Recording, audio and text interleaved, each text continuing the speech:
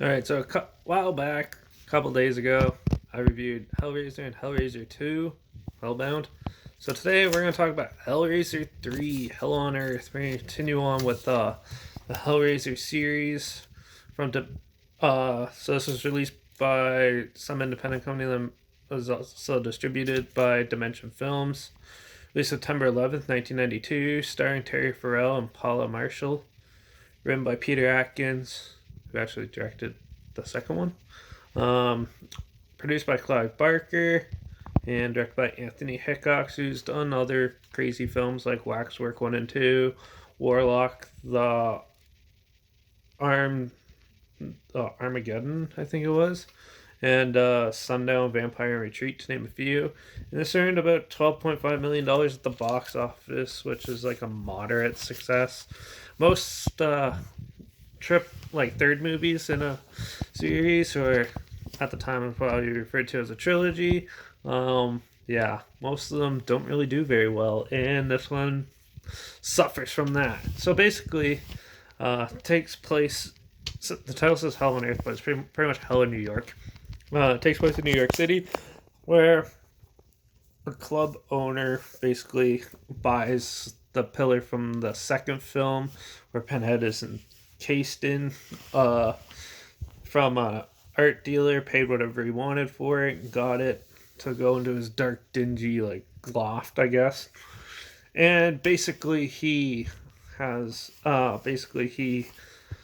brings home a woman, and they hook up, and then all of a sudden Pinhead starts getting awakened from it, and slowly getting reborn, and then the guy tries to help him out, and then eventually he helps Pinhead get released from the pillar, where he basically suffers a fate where he becomes a Cenobite afterwards, and then a clumsy, pretty bad news reporter who goes off, nicknamed Joey.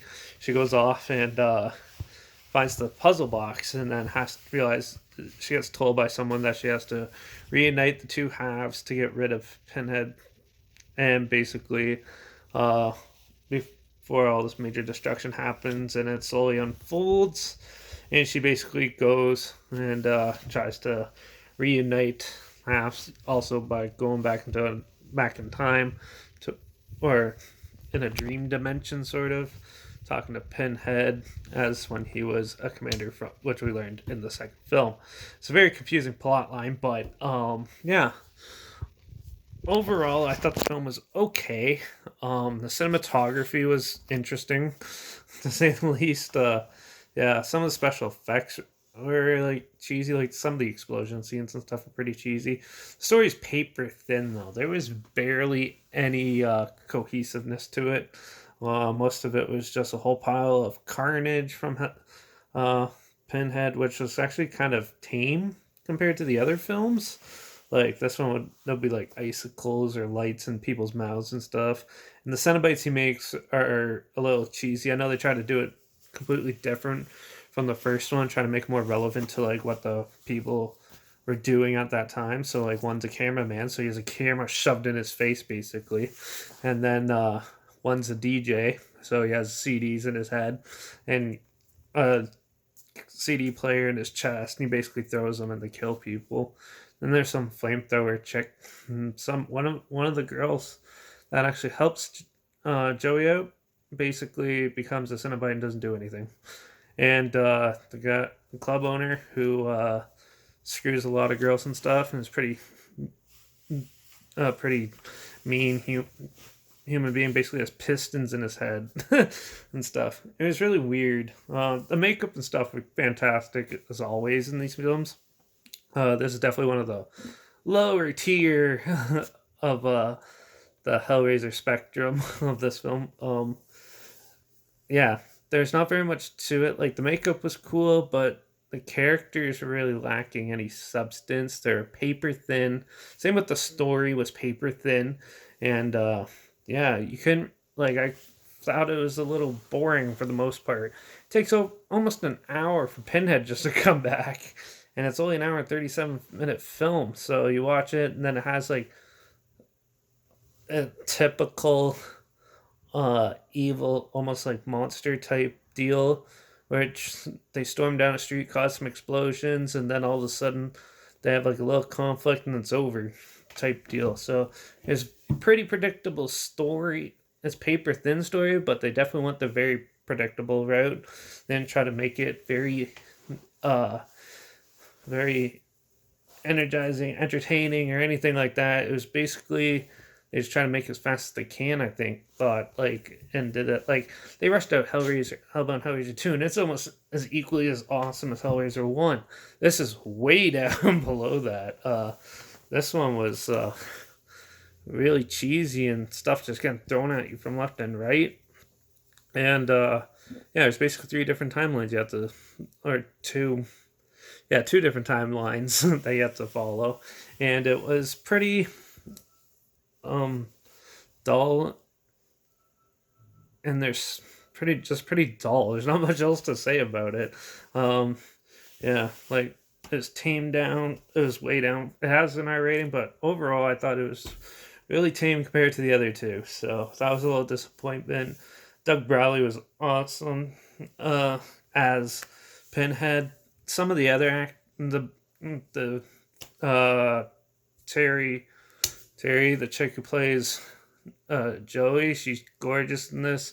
Same with Paula Marshall. She looks pretty cool, and she has a cool wardrobe and stuff. Some of the costumes are interesting in this film too, and there's a kick-ass soundtrack though to this film. I liked it. A lot of cool hard rock and stuff like that. So if you're a metalhead or just into hard rock and stuff, this one soundtrack's pretty neat in this one.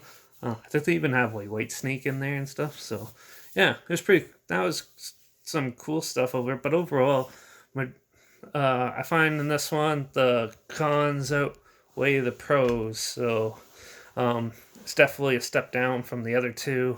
I know the Hellraiser series gets much worse than this, but this one is definitely, it's not the worst one in the series, I think, so far.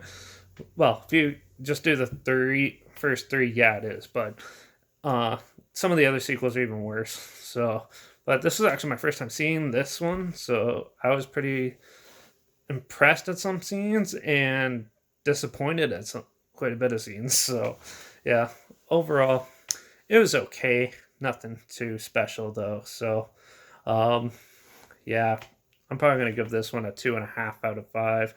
It was your run of the mill almost story, but then they convoluted it with a whole pile of other pointless junk and didn't build upon the characters or anything, and it was a little bit disappointing. Uh, yeah, trailer's linked down below if you haven't seen it, you want to check it out, or if for some reason, or if you forgot what Hellraiser 3 was about and you want to see it, see the trailer, watch it. It's linked down below. Also, my Instagram is always linked down below, where I post clips of films I'm going to review in the future on my story. And I also hide the title in a hashtag somewhere in the video. So if you're curious to see what I'm going to be talking about next, check that out. And follow me on Instagram. Also, make sure you like this video. Share it if you really want to. Comment down below if you've seen this. Let me know what you thought. Did you think it was around the mill like I did? Or do you absolutely love this film? I'd love to hear about it. So make sure you leave a comment. Also, if you have any other films that you want to hear my opinions on, whether it's the rest of the Hellraiser films or any films in general, comment those down below too. I'll try my best to get to them as soon as I can if I can find them. And yeah, also don't forget to subscribe, because majority of the time you probably won't have any idea what I'm going to talk about. But I try to talk about stuff majority of the other mainstream YouTubers and stuff don't talk about. So yeah, definitely subscribe, keep in the loop, and yeah. But that was Hellraiser 3. I have seen Hellraiser 4, and it's one of my favorite ones out of the series, so I think I'm going to go back and revisit that soon. But who knows? I don't know when I'm going to do that, so, or I might just watch something else randomly. But till the next review, see you then.